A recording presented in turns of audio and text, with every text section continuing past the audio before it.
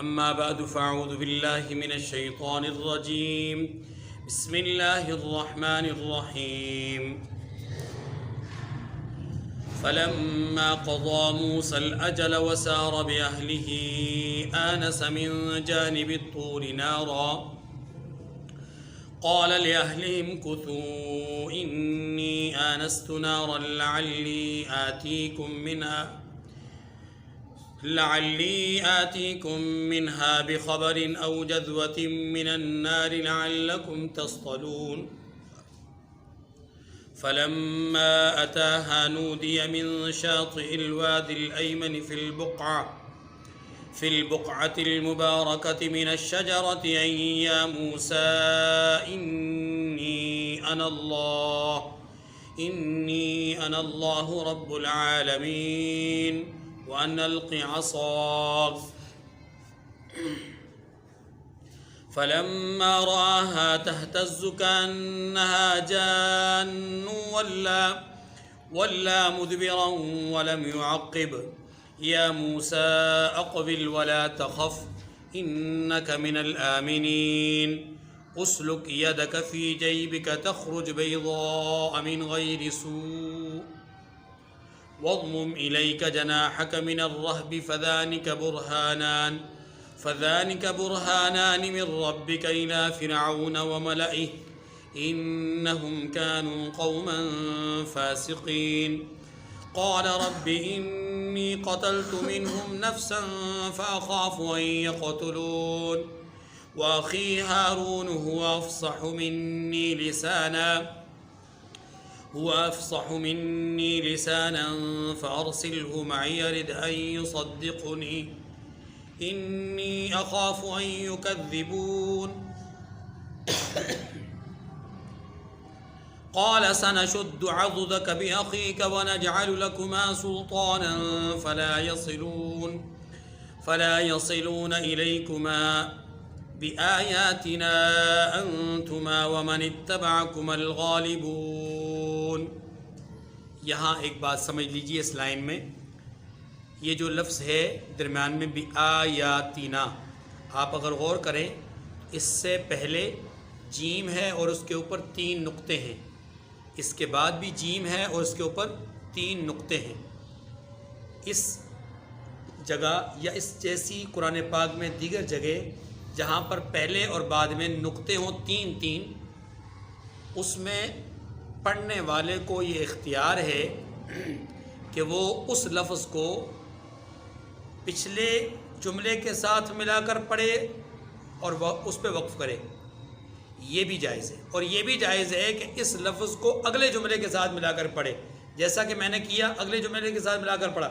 اب میں پڑھ رہا ہوں پچھلے جملے کے ساتھ ملا کر کے، دیکھیے قال سنشد عضدك بأخيك ونجعل لكما سلطانا فلا يصلون إليكما بآياتنا أنتما ومن اتبعكما الغالبون. فلما جاءهم موسى بآياتنا بينات قالوا ما هذا إلا سحر مفترى وما سمعنا بهذا في آبائنا الأولين. وقال موسى ربي يعلم بمن جاء بالهدى من عنده ومن تكون له عاقبة الدار إنه لا يفلح الظالمون. وقال فرعون يا أيها الملأ ما علمت لكم من إله غيري فأوقد لي يا هامان على الطين فاجعل لي صرحا لعلي أطلع إلى إله موسى وإني لأظنه من الكاذبين.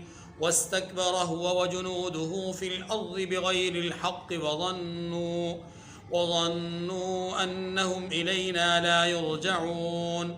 فأخذناه وجنوده فنبذناهم في اليم فانظر كيف كان عاقبة الظالمين. وجعلناهم أئمة يدعون إلى النار ويوم القيامة لا ينصرون. وأتبعناهم في هذه الدنيا لعنة ويوم القيامة هم من المقبوحين. صدق اللہ العظیم۔ سورۃ القصص کی آیت نمبر 29 سے آیت نمبر 42 تک 14 آیات کریمہ آپ کے سامنے تلاوت ہوئی۔ ان آیات کریمہ میں اللہ ذوالجلال نے موسیٰ علیہ السلام کے مدین سے مصر کے سفر کو بیان فرمایا ہے۔ اس درمیان پیش آنے والے واقعات کی طرف اشارہ فرمایا ہے۔ موسیٰ علیہ السلام کو نبوت سے سرفراز کیے جانے کا ذکر فرمایا ہے، معجزات عطا کرنے کا بیان ہوا ہے، اور موسیٰ علیہ السلام کی دعاؤں کا یہاں پر ذکر ہے۔ ہارون علیہ السلام کی نبوت کے لیے سفارش اور منصب نبوت پر ان کے لیے فائز ہونے کی قبولیت دعا، اور پھر فرعون کے دربار میں جا کر کے دعوت توحید اور فرعون کے انکار کے نتیجے میں اللہ کی طرف سے اس کے لیے پکڑ، سزا اور اس کے غرق ہونے کا ذکر ہے۔ یہ مختلف واقعات جو پیش آئے ان واقعات کی طرف اس رکوع کے اندر اشارہ ہے ان 14 آیات کریمہ میں۔ دیکھیے جی آیات کریمہ کو، فَلَمَّا قَضَى مُوسَى الْأَجَلَ وَسَارَ بِأَهْلِهِ آنَسَ مِنْ جَانِبِ الطُّورِ نَارًا۔ بلکہ آیات کریمہ کا ترجمہ پڑھنے سے پہلے ذرا تھوڑا سا مختصر سا واقعہ بیان کر لیتے ہیں۔ موسیٰ علیہ السلام نے اپنے سسر کے ساتھ کیے ہوئے معاہدے کے مطابق 8 سال پورے کیے، اس کے بعد پھر 2 سال مزید اس میں اضافہ کیا، جیسا کہ انہوں نے شروع میں خواہش کا اظہار کیا تھا۔ 8 تو ہمارے درمیان معاہدہ ہے، اگر آپ 10 پورے کر لیں گے تو بہت اچھی بات ہوگی۔ تو موسیٰ علیہ السلام چونکہ نبی ہیں، اور نبی یاد رکھیے ان کی ہمیشہ نبی کی کوشش اور ہمیشہ نبی کی جستجو یہی ہوتی ہے کہ وہ ہمیشہ عزیمت کا راستہ اختیار کرتے ہیں اور نیکی میں سب سے بلند ترین جو رتبہ ہوتا ہے اسے پاتے ہیں، چونکہ وہ مقربین الہی ہوتے ہیں۔ تو موسیٰ علیہ السلام نے بھی معاہدہ 8 سال کا تھا، پورا کرنے کے بعد اس کے بعد جو نیکی کا اعلیٰ درجہ تھا اپنی طرف سے مزید 2 سال دیے۔ جب 2 سال بھی پورے ہو گئے، اب موسیٰ علیہ السلام نے اپنے سسر سے اس بات کا اظہار کیا کہ میں نے اپنی والدہ بہن بھائی کو دیکھنے کے لیے جانے کا دل میں داعیہ پیدا ہوا ہے، تو ارادہ کیا ہے آپ اگر اجازت دے دیں۔ چونکہ سسر نے اس وقت بھی کہا تھا کہ جب آپ اپنی مدت معاہدہ پوری کر لیں گے تو آپ مجھے جبر کرنے والا نہیں پائیں گے، فوری طور پہ اجازت دے دی۔ ان کی طرف سے بھی نیکی کا بلند درجہ اور ان کی طرف سے بھی جبر کا کوئی ذرہ بھی نہیں نظر آیا، اجازت مرحمت فرما دی۔ لیکن موسیٰ علیہ السلام نے اگلی بات فرمائی کہ جی میں اکیلے تو نہیں جاؤں گا، آیا ضرور اکیلا تھا لیکن اب میں اکیلا نہیں ہوں، آپ میرے ساتھ میری اہلیہ کو بھی جانے کی اجازت دے دیجیے۔ تو ان کے سسر نے بلا حیل و حجت اپنی بیٹی کو ساتھ جانے کی اجازت دے دی۔ نہ صرف بیٹی کو جانے کی اجازت دی بلکہ مفسرین نے لکھا ان کے ساتھ ان کے سسر نے کچھ مویشی ان کو دیے اور ایک خادم دیا جو کہ خدمت کے لیے تھا۔ آپ اپنی اہلیہ کو لے کر اور اپنے بعض مفسرین کے مطابق اپنے بچوں کو لے کر، خادم کو لے کر کے، مال مویشی کو لے کر کے مدین سے مصر کی طرف روانہ ہو گئے۔ یہاں میں ایک بات عرض کرنا ضروری سمجھتا ہوں، اور وہ یہ ہے کہ موسیٰ علیہ السلام نے جب اپنے سسر سے اپنی بیوی کے ساتھ چلنے کا ذکر کیا تو سسر نے اس کو روکا نہیں۔ اس سے معلوم یہ ہوا کہ شریعت مطہرہ کا تقاضا، ہماری شریعت کا بھی تقاضا یہی ہے کہ جب کوئی شخص اپنی بیوی کو اپنے ساتھ کہیں بھی لے جانا چاہے، کسی دوسرے ملک بھی لے جانا چاہے، تو اس لڑکی کے والدین کو یعنی لڑکے کے سسرال کو رکاوٹ ڈالنے کی قطعاً کوئی اجازت نہیں ہے۔ اسی طریقے سے جو لڑکے کے والدین ہیں انہیں بھی رکاوٹ نہیں ڈالنی چاہیے اگر انہیں واقعی طور پر، جسمانی طور پر اپنے بیٹے کی طرف سے خدمت کی ضرورت نہ ہو۔ اگر بیٹے کی طرف سے انہیں جسمانی خدمت کی ضرورت ہے تو بیٹے کو چاہیے کہ پھر اپنے والدین کی خدمت کے لیے ان کے پاس رہے، نہ یہ کہ اپنی صرف خواہش کو پورا کرنے کے لیے اپنے بچوں کو بھی ساتھ لے جائے اور دور چلا جائے۔ ٹھیک ہے جی۔ موسیٰ علیہ السلام مدین سے چل پڑے، ایک قافلہ ہے روانہ ہو گیا مدین سے۔ اللہ کی شان دیکھیے کہ ایک وقت وہ تھا جب موسیٰ علیہ السلام اکیلے تنہا خوف کے عالم میں مصر سے نکلے تھے، اور ایک وقت وہ ہے کہ جب آپ پورے لشکر کے ساتھ جا رہے ہیں۔ تھوڑا سا رک کر ایک اور اپنے ذوق کے مطابق بات عرض کرنے لگا ہوں۔ ایک وقت وہ ہے، چونکہ موسیٰ علیہ السلام کا تذکرہ قرآن پاک میں بہت زیادہ ہے اور مناسبت اس کی یہی ہے کہ رسول اللہ صلی اللہ علیہ وسلم کی حیات طیبہ کے ساتھ بڑی مناسبت ہے۔ ایک وقت وہ ہے کہ جب رسول اللہ صلی اللہ علیہ وسلم اپنے ایک جانثار کے ساتھ، ایک وفادار کے ساتھ، ایک یار کے ساتھ مکہ سے مدینہ کا سفر کرتے ہیں، اور ایک وقت وہ ہے کہ جب 8 سال پورے ہوتے ہیں، جیسا کہ یہاں 8 سال پورے ہوتے ہیں تو اللہ کی طرف سے حکم ہوتا ہے کہ محبوب اب آپ 1-2 نہیں بلکہ جم غفیر کے ساتھ مدینہ سے مکہ کی طرف جائیے۔ پھر آپ 10,000 کا لشکر لے کر آتے ہیں۔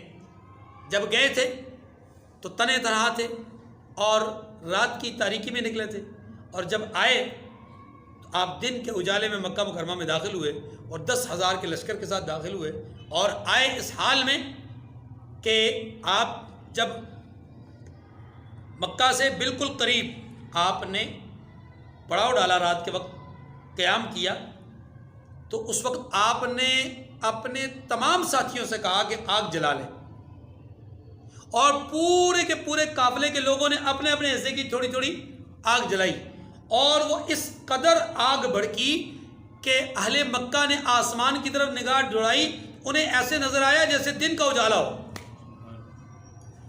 رات کی تاریکی میں جب آگ آتے ہوئے رات کی تاریکی میں جب نکلے تو آگ نہیں جلائی کہ دشمن کو پتہ نہ چل جائے کہ ہم ادھر ہیں، اور اب جب آئے ہیں تو دشمن کو ظاہر کیا کہ ہم آ رہے ہیں۔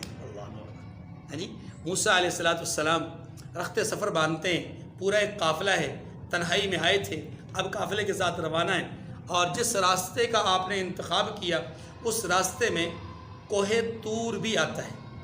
جب آپ یہاں قریب پہنچے، رات کا وقت ہوا، آپ نے اپنی اہلیہ کے ساتھ اور اپنے قافلے کے دوسرے لوگوں کے ساتھ وہیں پر پڑاؤ ڈالا۔ اہلیہ بیمار بھی تھی، رات کا وقت بھی تھا اور سرد راتیں تھیں۔ وہاں ضرورت پڑی کہ کوئی آگ روشن کر کے اس آگ سے جو ہے وہ اپنے جسم کو سینکا جائے یا گرم کیا جائے، تپش اور حرارت حاصل کی جائے۔ موسیٰ علیہ السلام کی نگاہ اچانک پڑتی ہے، دور ایک جگہ پر آگ روشن ہے۔ اب وہاں جہاں یہ بیٹھے تھے وہاں اپنے پاس موجود چکماک کے پتھروں کو رگڑنے سے آگ نہیں بھڑکی، حالانکہ عمومی طور پر آگ ویسے ہی روشن کی جاتی تھی اسی طریقے سے، لیکن تب روشن نہیں ہوئی۔ آپ نے اپنی اہلیہ سے یہ کہا کہ آپ لوگ یہیں ٹھہریے، میں وہ سامنے جہاں آگ روشن ہے وہاں سے آگ لے آتا ہوں، یا کم از کم ان سے اپنے راستے کے حوالے سے کچھ منزل کا عطا پتہ کر لیتا ہوں کہ ہم درست سمت جا بھی رہے ہیں یا کسی اور سمت ہمارا جو ہے وہ قافلہ رواں ہے۔ چنانچہ آپ آگے بڑھے اور چلتے چلتے آپ کے اپنے گمان کے مطابق جس جگہ پر آگ روشن تھی اتنا سفر آپ نے کر لیا تو آپ نے محسوس کیا کہ آگ آگے آگے کو بڑھتی جا رہی ہے۔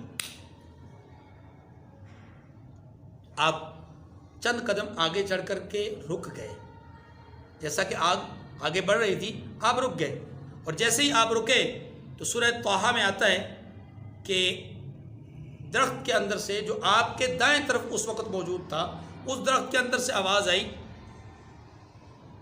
اے موسیٰ انی انا اللہ انک بالوادی المقدس طویٰ۔ آپ ایک مقدس وادی میں آ گئے ہیں، آپ فخلع نعلیک، آپ اپنا جوتا اتار دیجیے۔ کیوں؟ اس لیے کہ آپ مقدس وادی میں آ گئے۔ یہ بات وہاں درخت سے آواز آئی، پھر کہا اے موسیٰ انی انا اللہ رب العالمین۔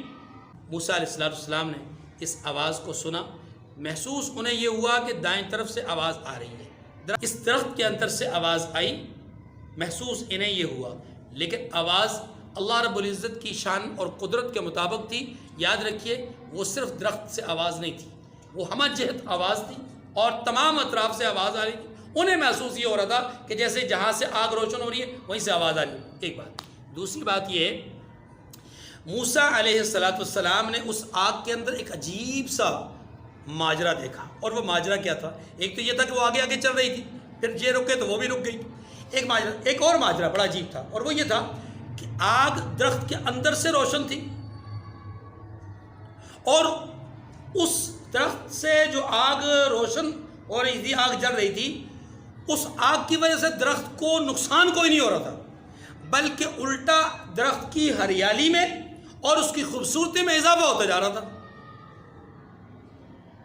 موسیٰ علیہ السلام یہ سارے منظر دیکھتے ہیں، گفتگو سنتے ہیں، آپ اپنا جوتا اتار دیتے ہیں اور پھر حکم الہی کے منتظر ہوتے ہیں. سورہ طٰہٰ میں اللہ فرماتے ہیں کہ اے موسیٰ آپ کے ہاتھ میں کیا ہے؟ جواب دیتے ہیں کہ یہ عصا ہے وغیرہ وغیرہ. اس سے زمین پر پھینک دیجئے.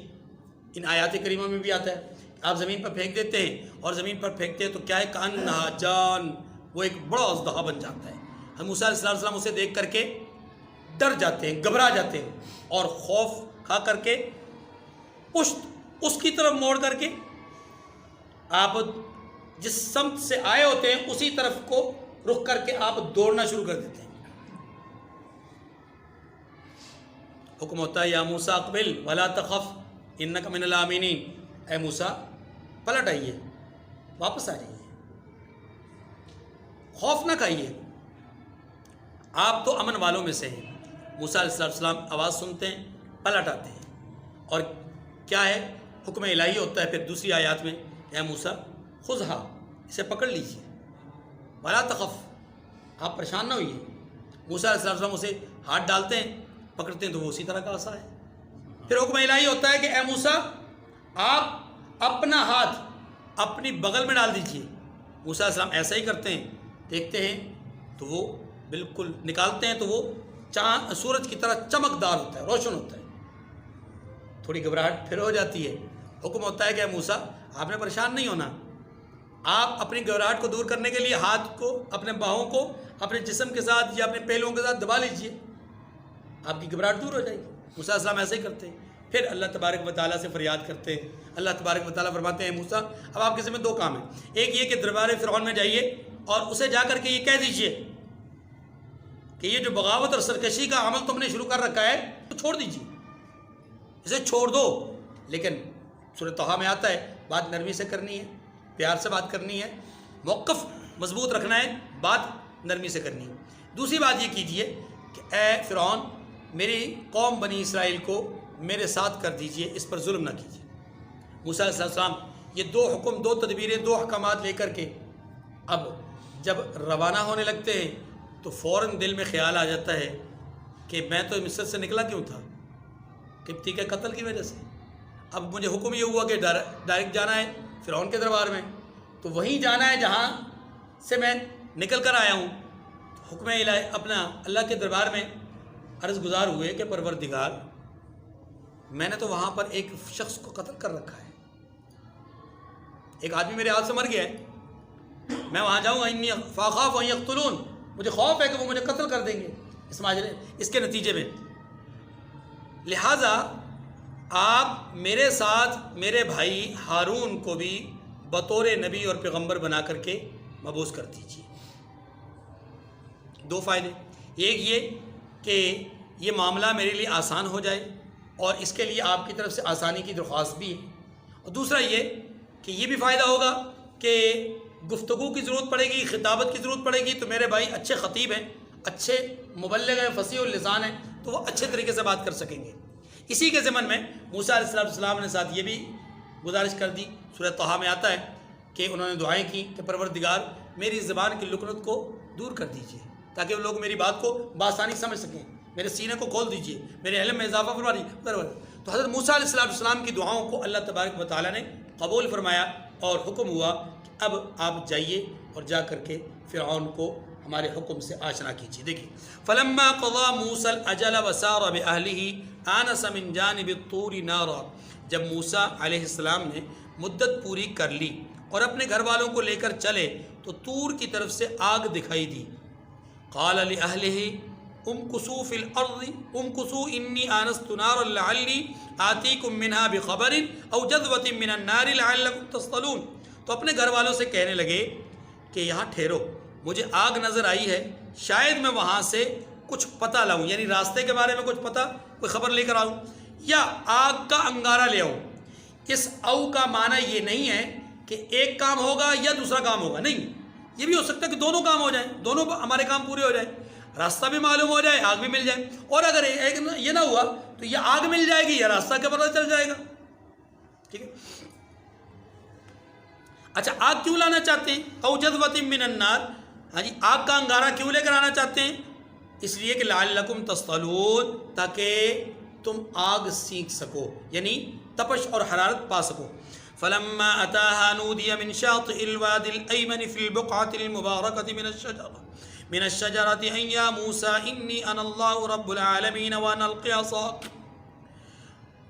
جب اس کے پاس پہنچے، یعنی درخت کے پاس یا آگ کے پاس، تو میدان کے دائیں کنارے سے ایک مبارک جگہ میں ایک درخت میں سے آواز آئی کہ موسیٰ، میں تو خدائے رب العالمین ہوں، اور یہ کہ اپنی لاٹھی ڈال دیجئے، میں تو رب ہوں، لاٹھی ڈال دیجئے. اب یہ جو آواز ہے، اس آواز کو آپ یہ سمجھیے کہ اگر کوئی یہ سمجھے کہ جناب یہ ایک ہی سمت سے آواز تھی، باقی اطراف سے آواز نہیں تھی، تو پھر اس سے تو اللہ کی جہت اور اللہ کے لیے سمت، اللہ کے لیے ایک سائڈ، ایک طرف ثابت ہوتی ہے، جبکہ اللہ کے لیے کوئی سمت اور کوئی جہت نہیں ہے.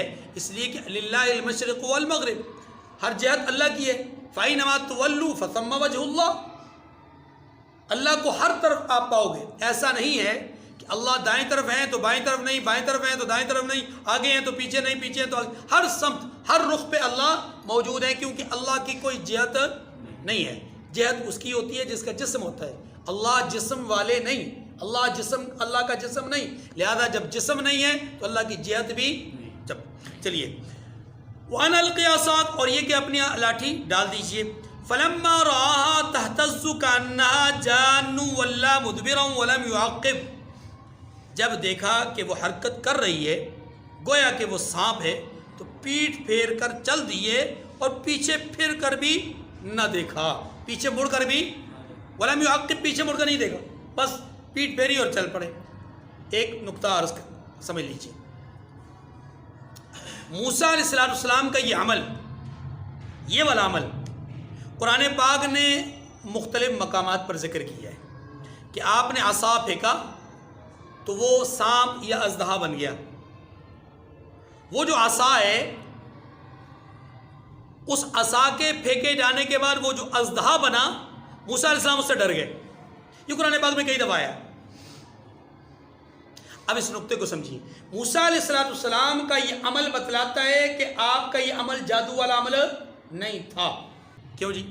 دیکھیے، جادوگر جو ہوتا ہے وہ ایک ریاضت کے بعد، کسی بھی کام میں ریاضت کے بعد، محنت کے بعد اس کام میں مہارت حاصل کرتا ہے، اور جب وہ مہارت حاصل کر لیتا ہے تو پھر اپنے اس کام میں جو وہ جادو کے ذریعے سے کر رہا ہوتا ہے، چیزوں میں تغیر و تبدل کر رہا ہوتا ہے، جیسے ہی اس کے عمل سے اس چیز میں تغیر اسے نظر آتا ہے تو وہ خوش ہوتا ہے. وہ کیا ہوتا ہے؟ کیوں؟ اس لیے کہ اسے اب خوشی محسوس ہوتی ہے کہ جناب میں نے جو محنت کی ہے وہ محنت رنگ لے آئی ہے. جو کوشش میں نے کی تھی سیکھنے کی، اب وہ سیکھنے کا عمل کیا ہو گیا؟ پورا ہو گیا. اب وہ خوش ہوتا ہے. موسیٰ علیہ السلام نے اس عمل کو سیکھا نہیں، اس عمل کے متعلق پہلے سے جانتے نہیں کہ ایک چیز جو آپ نے اپنی آنکھوں سے دیکھی تھی، آپ ایک عرصہ دراز سے اسے استعمال کر رہے تھے، وہ چیز ہی لاٹھی، اسے زمین پر پھینکا، وہ اپنا سانپ بن گیا. تو فطرتی ڈر اور خوف تو پیدا ہونا ہی تھا. آپ دوڑ پڑے. یہ چیز بتلاتی ہے کہ یہ عمل جادو کے نتیجے میں نہیں تھا. اور دوسرا یہ کہ یہ اس بات کی بھی غماز ہے کہ موسیٰ علیہ السلام کو پہلے سے پتہ، اگر سے پہلے سے پتہ ہوتا تو پھر یہ گھبراہٹ کا عالم نہ ہوتا. اچھا، اب اگلی بات بھی سمجھ لیجئے کہ موسیٰ علیہ السلام کے پاس یہ عصا، اس کی حیثیت کیا ہے، کہاں سے آیا، کس طرح؟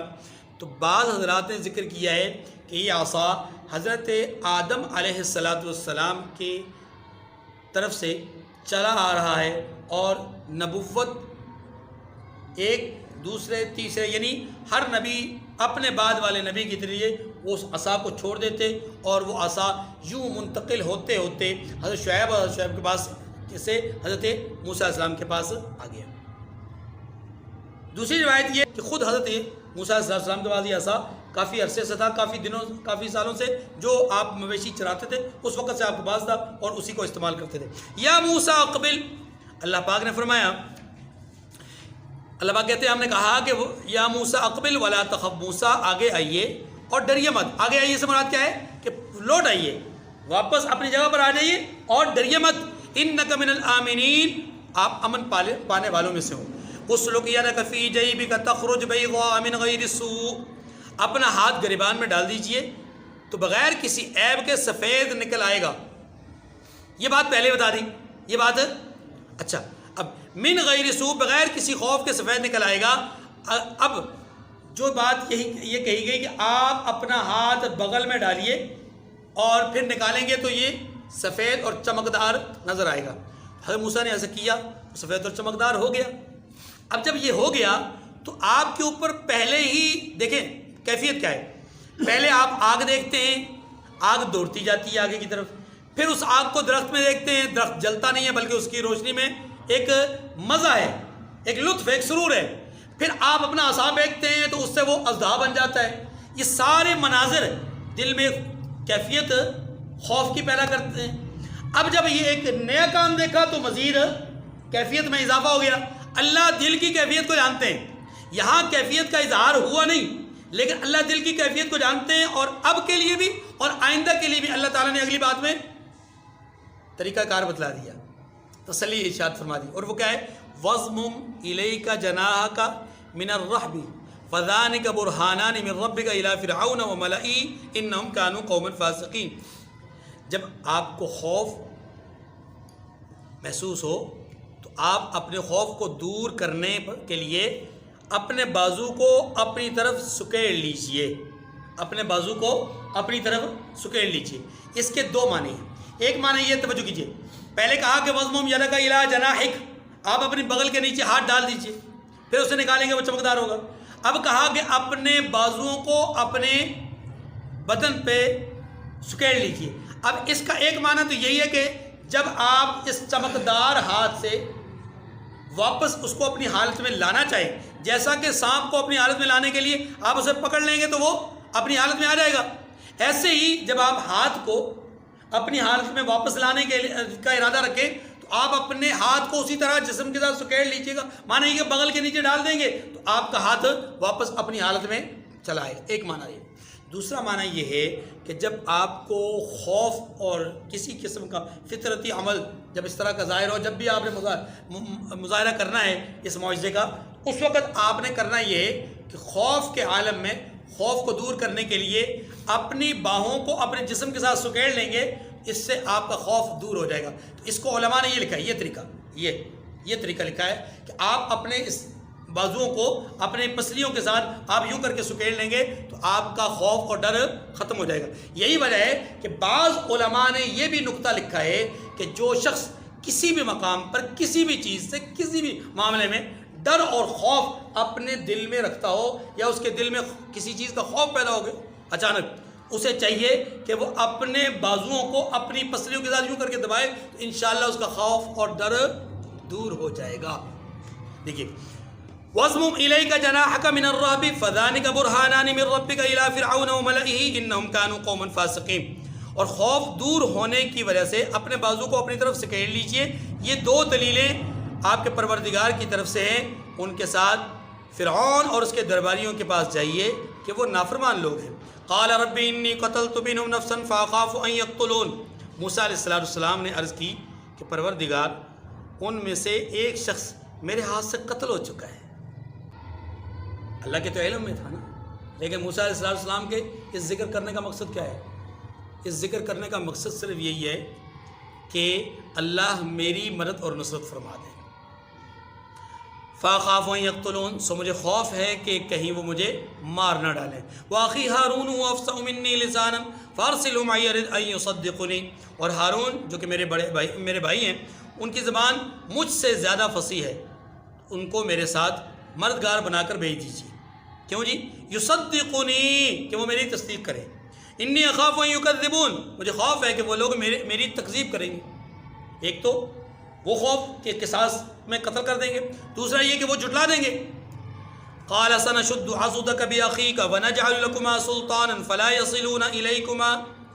اللہ نے فرمایا ہم تمہارے بھائی سے تمہاری بازو کو مضبوط کریں گے اور تم دونوں کو غلبہ دیں گے، تو ہماری نشانیوں کے سبب وہ آپ تک پہنچ نہیں سکیں گے.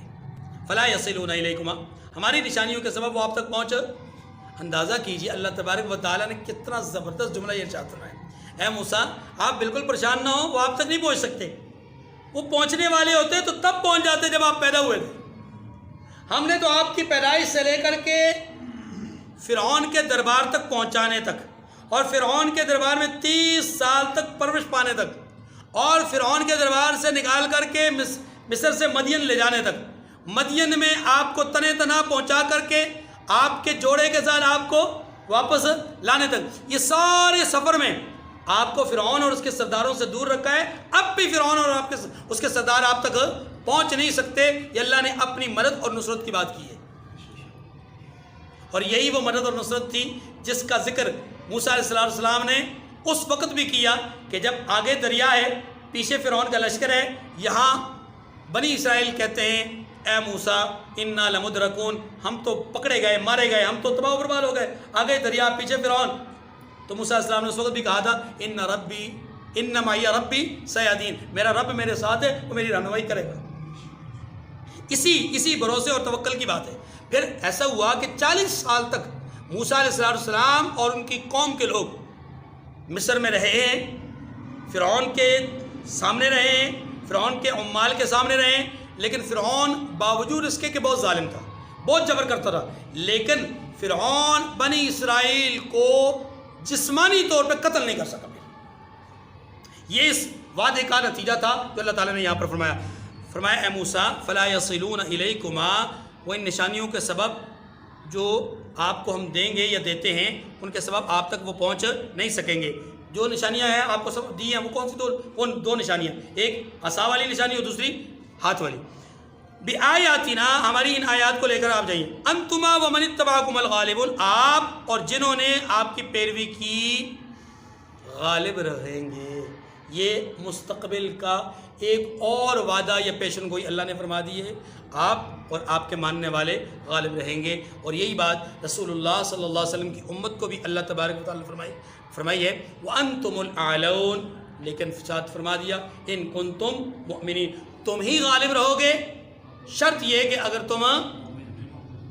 چنانچہ اس خوشخبری کے ملنے کے بعد اور منصب نبوت کے سنبھالنے کے بعد، دعا کی قبولیت کے بعد، موسیٰ علیہ السلام اب یہاں سے مصر کی طرف روانہ ہو گئے.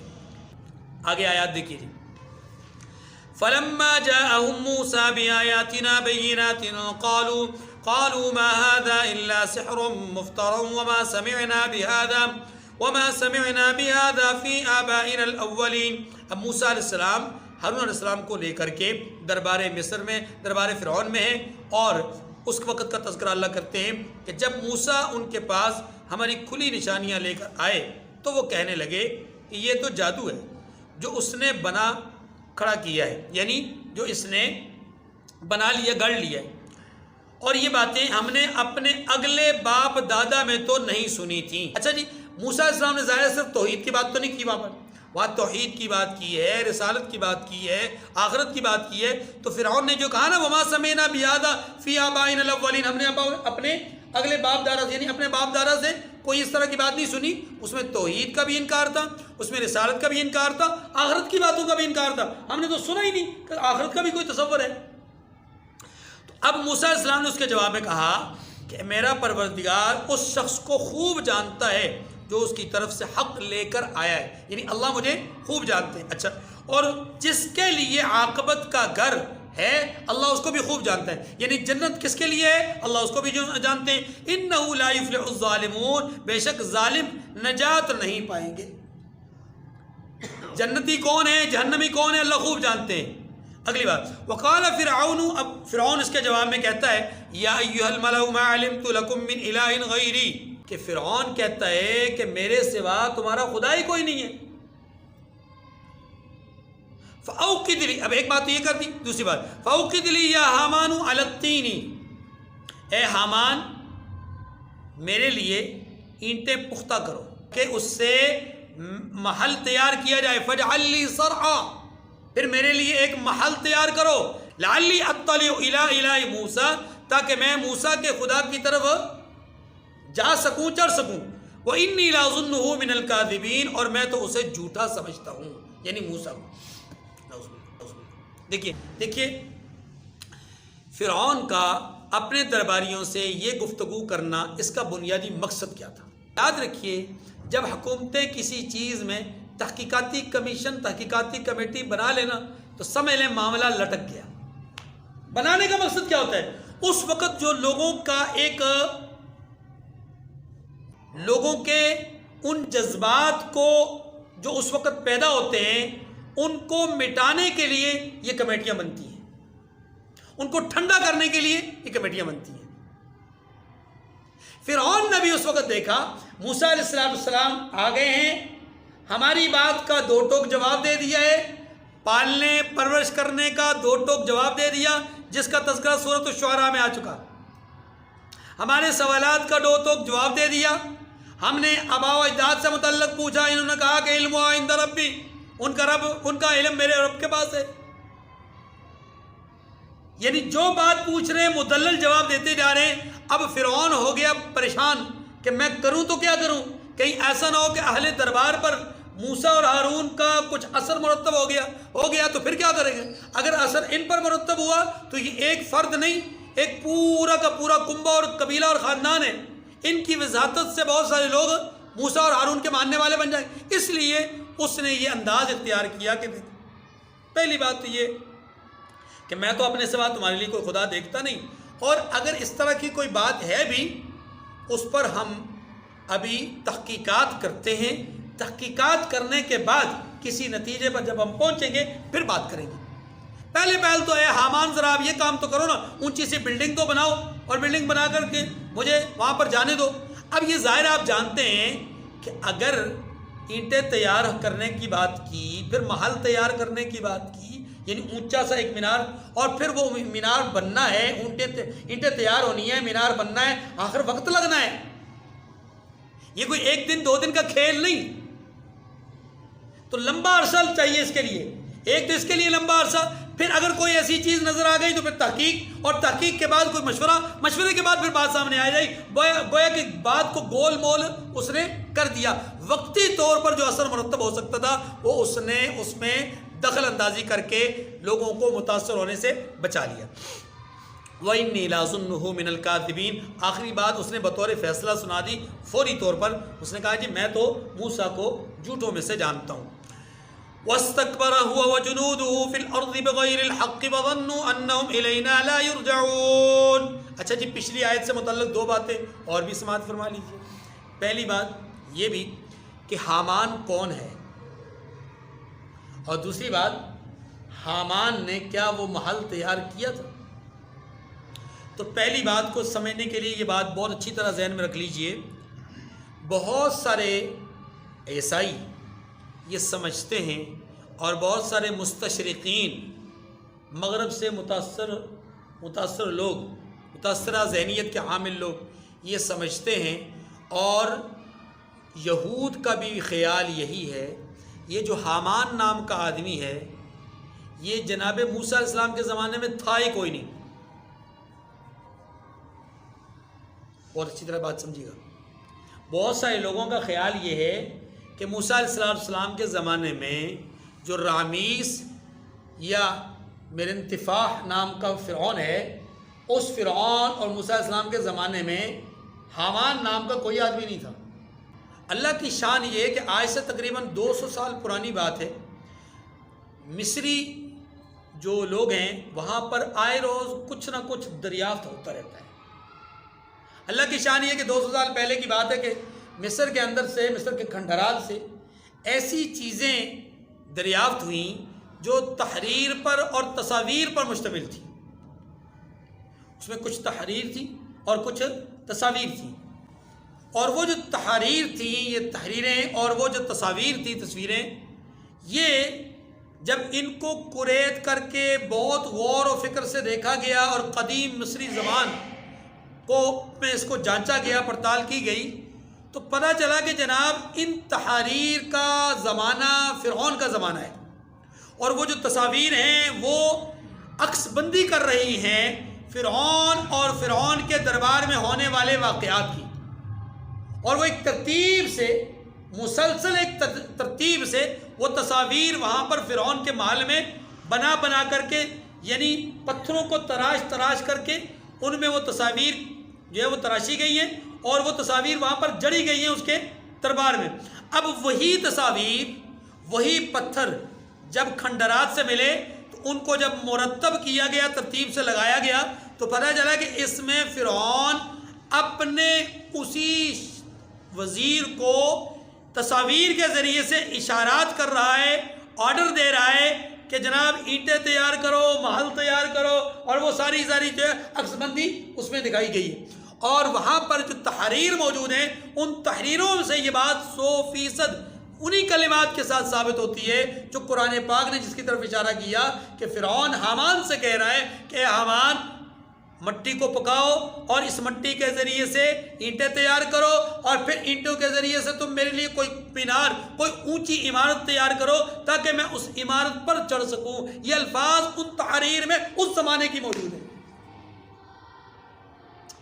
تو یہ جو لوگ کہتے ہیں کہ حامان نام کا کوئی آدمی نہیں تھا، پہلے تو شاید یہ وسوسہ ان کا جو یقین میں بدلا ہوا تھا، وہ یقینی بات کسی سے کرتے تو لوگ متاثر ہو جاتے، لیکن اب ان کھنڈرات سے نمودار ہونے والی تحریریں اور تصویریں وہ ان کے منہ پر ایک تماچا ہیں کہ نہیں، قرآن پاک نے بات سچ کی ہے۔ قرآن پاک نے کسی وید سے، کسی استریت سے، کسی جو ہے وہ عیسائی کتاب سے، بائبل سے اس واقعے کو نہیں لیا، بلکہ قرآن پاک نے بالکل وہی بات کی ہے جو بات سچائی پر اور حقانیت پر مبنی ہے۔ پہلی بات تو یہ سمجھیں۔ دوسری بات یہ ہے کہ حامان یہ موسیٰ علیہ السلام کی قوم بنی اسرائیل سے ہی تعلق رکھتا تھا۔ بہت سارے مفسرین نے لکھا ہے کہ یہ ابتدائی مسلمانوں میں سے تھا، ابتدائی طور پر ایمان لانے والوں میں سے تھا، لیکن بعد میں چل کر کے اپنی وزارت کے خوف کی وجہ سے اس نے منافقت اختیار کر لی۔ ظاہر اس کا کچھ تھا، باطن اس کا کچھ تھا۔ قرآن پاک میں حامان کا تذکرہ 6 دفعہ آیا ہے۔ کتنی دفعہ ہے؟ 6 دفعہ حامان کا ذکر آیا ہے۔ دیکھیے جی، وَاسْتَكْبَرَ هُوَ وَجُنُودُهُ۔ اچھا، دوسری بات، کیا یہ محل تیار ہوا تھا یا نہیں ہوا تھا؟ یہ بھی ایک سوال ہے۔ اس کا جواب یہ ہے کہ عمومی طور پر مفسرین نے یہی لکھا ہے کہ اس بارے میں کوئی تحقیقی بات موجود نہیں ہے۔ جن حضرات نے کہا ہے کہ یہ محل تیار ہوا تھا، اس محل سے مراد وہ رہنے کے لیے محل نہیں ہوتا، محل سے مراد ایک عمارت ہے جو اونچی سی عمارت تھی، جو مینار نما تھی، اور یہ عمارت تیار ہوئی۔ اب فرعون اس عمارت پر چڑھا یا نہیں؟ بعض حضرات کی رائے یہ کہ فرعون اوپر تک گیا، اور اوپر تک جا کر کے جیسا کہ اوپر نظر کچھ نہیں آنا تھا، اس نے وہاں اوپر جا کر کے لوگوں کو پکار کر کے کہا، اپنی طرف سے آواز دی کہ اوپر تو کوئی خدا نہیں، نیچے آیا تو کہا کہ خدا ہی کوئی نہیں ہے، تو پھر موسیٰ کی بات کو مانا کیسے جائے؟ بعض حضرات کی رائے ہے۔ لیکن جن حضرات نے کہا کہ محل تیار ہوا تھا یعنی مینار تیار ہوا تھا، ان میں سے بھی اکثریت کی رائے یہ ہے کہ فرعون اوپر جا ہی نہیں سکا۔ نہ جانے کی 2 وجوہات بیان کرتے ہیں۔ ایک وجہ یہ بیان کرتے ہیں کہ جب یہ مینار یا محل تیار ہو گیا تو فرعون جانے لگا تو اس محل کو اللہ نے گرا دیا اور اس کے 3 ٹکڑے کر دیے۔ وَاسْتَكْبَرَ هُوَ وَجُنُودُهُ، وہ اور اس کے لشکر نے ملک میں تکبر کیا یا ناحق مغرور ہو رہے تھے وہ، اور خیال کر رہے تھے، ظنوا، خیال کر رہے تھے کہ انہم الینا لا یرجعون، کہ وہ ہماری طرف لوٹ کر نہیں آئیں گے۔ فَأَخَذْنَاهُ وَجُنُودَهُ فَنَبَذْنَاهُمْ فِي الْيَمِّ، اللہ پاک فرماتے ہیں ہم نے ان کو اور ان کے لشکروں کو پکڑ لیا اور دریا میں ڈال دیا۔ بہت مختصر سی بات کی ہے۔ یہ دورانیہ کتنا ہے؟ 40 سال، اور اس کو 2 آیتوں میں بیان کر دیا۔ موسیٰ علیہ السلام آئے، دعوت دی، فرعون نے انکار کیا، اپنے لیے مال بنانے کی بات کی، اللہ پاک فرماتے ہیں تکبر کیا، اس تکبر کے نتیجے میں ہم نے غرق کر دیا، مقصودی بات بیان کر دی۔ اب چونکہ یہ قصہ بیان کیا جا رہا ہے مکی زندگی کے آخر میں، مدنی زندگی کا آغاز ہونے لگا ہے، اس واقعے کو اس پورے مکی زندگی کے پیرائیے میں دیکھیے، آپ کو نظر آئے گا اللہ تعالیٰ گویا یہ اہل مکہ کو دھمکی دے رہے ہیں۔ غور کیجیے گا، یہ گویا کہ اللہ تعالیٰ کیا دے رہے ہیں؟ دھمکی دے رہے ہیں کہ فرعون جو ربوبیت اعلیٰ کا دعویٰ کرنے والا تھا، بنی اسرائیل جو اس زمانے کے کمزور ترین پسے ہوئے لوگ، مظلوم ترین لوگ، لیکن ان مظلوموں کو وہ فرعون اور اس کا لشکر مار نہیں سکے، ظلم ضرور کیا لیکن مار۔ اے مکی کافرو، تم بھی محمد صلی اللہ علیہ وسلم کے ساتھیوں پر ظلم تو کر رہے ہو، لیکن تم انہیں ہلاک نہیں کر سکتے، شہید نہیں کر سکتے، تباہ نہیں کر سکتے، مٹا نہیں سکتے۔ اگلی بات، وہ مظلوم جو بنی اسرائیل کی صورت میں تھے، اللہ نے انہیں بچا لیا اور ان کے دشمن کو اللہ نے غرق کر دیا۔ یہ دھمکی ہے، ان قریب ان مظلوموں کو بھی اللہ بچا لیں گے اور تم دشمنوں کو اللہ غرق کریں گے۔ ان فرعونیوں کو ان کے تکبر کی وجہ سے اللہ نے دریا برد کیا، دریا میں ڈالا، دریا میں پھینکا، اور مکی دشمنوں کو اللہ نے بدر کے میدان میں کنویں میں پھینکا۔ اللہ نے یہ دھمکی دی اور دھمکی پوری کی ہے۔ اللہ تبارک و تعالی صراحتاً کسی کے حوالے سے بہت کم کبھی کوئی بات کرتے ہیں، ورنہ اشارات ہی ہوتے ہیں، ٹھیک ہے جی۔ وَاسْتَكْبَرَ هُوَ وَجُنُودُهُ فَأَخَذْنَاهُ وَجُنُودَهُ فَنَبَذْنَاهُمْ فِي الْيَمِّ۔ تو اس آیت کریمہ میں اللہ تبارک و تعالیٰ نے فرمایا کہ ہم نے ان کو اور ان کے لشکروں کو پکڑ لیا اور دریا میں ڈال دیا۔ میں نے عرض کیا کہ مکی کافروں کو بھی اللہ نے اسی طرح پکڑا اور میدان بدر میں کچھ کو دریا میں اپنا اس میں کنویں میں ڈال دیا اور کچھ کو قید میں ڈال دیا۔ فَانظُرْ كَيْفَ كَانَ عَاقِبَةُ الظَّالِمِينَ، سو دیکھ لیجئے کہ ظالموں کا کیسا انجام ہوا، دیکھ لو، یہ دھمکی ہے۔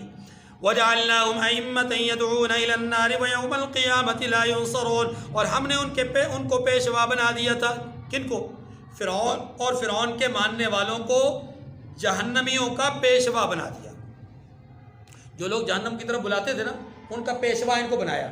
یہ کیوں کہا؟ اس لیے کہ یاد رکھیے، جو آدمی سربراہ ہوتا ہے اور وہ برائی کی طرف بلاتا ہے تو لوگ اس کی بات کو جلدی قبول کرتے ہیں، جو آدمی سربراہ ہوتا ہے اچھائی کی طرف بلاتا ہے تو لوگ اس کو بھی جلدی قبول کرتے ہیں۔ اس کا مطلب ہے کہ لوگوں کی طرف سے قبولیت کا جو ایک تصور ہوتا ہے وہ اپنے بڑے کی بات کے نتیجے میں ہوتا ہے۔ الناس علی دین ملوکہم، یاد رکھیے کہ الناس علی دین ملوکہم، کہ لوگ اپنے بادشاہوں کے، اپنے بڑوں کے کہے پر چلتے ہیں، ان کے دین کو مانتے ہیں، ان کے دین کو، یہ بات سمجھ۔ اگر آپ کے برادری نے، اگر آپ کی قوم نے اپنا بڑا کسی عیاش کو بنایا ہوگا نا تو ساری کی ساری قوم عیاش بن جائے گی۔ برادریاں، جماعتیں اگر اپنا بڑا کسی نیک آدمی کو بنائیں گے تو لوگوں میں نیکی کی روح پھونکے گا، وہ اتنا اثر پڑتا ہے۔ اللہ اکبر۔ تو اللہ تبارک و تعالیٰ نے دوزخ کی طرف بلانے والوں کا ان کو سربراہ قرار دیا، کیوں؟ اس لیے کہ یہ اپنی ذات کے اعتبار سے بڑے اللہ کے دشمن تھے۔ فرمایا وَيَوْمَ الْقِيَامَةِ لَا يُنصَرُونَ، اور قیامت کے دن ان کی مدد نہیں کی جائے گی۔ وَأَتْبَعْنَاهُمْ فِي هَذِهِ الدُّنْيَا لَعْنَةً، اور اس دنیا میں ہم نے ان کے پیچھے لعنت لگا دی ہے۔ کیا مطلب؟ دیکھیں نا، آج کوئی بھی آدمی اپنے بیٹے کا نام فرعون رکھے گا، حامان رکھے گا، قارون رکھے گا، نمرود رکھے گا؟ نہیں رکھے گا۔ ابو الحکم رکھے گا، جس کو ابو جہل کہتے ہیں، ابو جہل رکھے گا، ابو لہب رکھے گا؟ نہیں رکھے گا۔ کوئی کتنا ہی خوبصورت کیوں نہ ہو، لیکن ابو لہب نہیں کہلائے گا۔ ہاں جی کیوں؟ وجہ یہ ہے کہ یہ سارے نام وہ ہیں جو لعنت کا مستحق ہو گئے ہیں، یہ ہے ان کے پیچھے لعنت لگانا۔ وَيَوْمَ الْقِيَامَةِ هُمْ مِنَ الْمَقْبُوحِينَ، یہ تو دنیا کا معاملہ ہے، آخرت کا معاملہ کیا ہے؟ اور وہ قیامت کے روز بھی بد حالوں میں ہوں گے، یعنی ان کا انجام بہت برا ہوگا۔ وآخر الدعوانا الحمد للہ رب العالمین۔